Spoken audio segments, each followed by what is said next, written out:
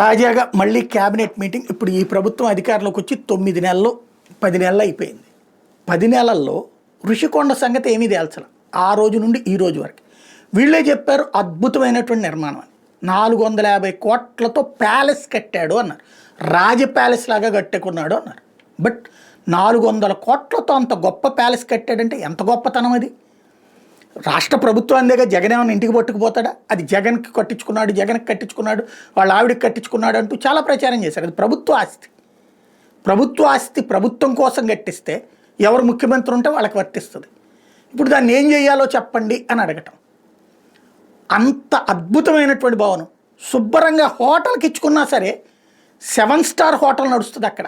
7 star hotel, 2 హోటళ్ళు నడుపుకోవచ్చు అక్కడ.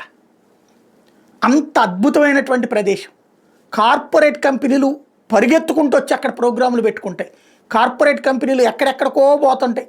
ఓ పక్కన సముద్రం కనబడతా, ఓ పక్కన అక్కడే ప్యాలెస్ పెట్టుకుని ఉంటే అద్భుతమైనటువంటి సౌందర్యంతో కూడినటువంటి భవనాలు ఉంటాయి. యుద్ధం ఎవరన్నా అంటారా? లేదా పెళ్ళిళ్ళకి అద్దెకిచ్చుకున్న కోట్ల రూపాయల్లో పలుకుతుంది. ఇవాళ రోజున హైదరాబాద్ అవుట్స్కట్స్లో ఒక్కో దాంట్లో శిల్పారామం లాంటి చోట్ల ఎంత తీసుకుంటున్నారు? ₹1 కోటి, ₹2 కోట్ల తీసుకుంటున్నారు. అదే ఇక్కడ పెట్టుకుంటే కనుక అసలు లగ్జూరియస్ అది. అంత అద్భుతమైనటువంటి కట్టడాలని ఏం చేయాలో తెలియట్లేదు, ఎందుకు చేయాలో తెలియట్లేదు. ఇదివరకు బోడిగుండు కొట్టారు.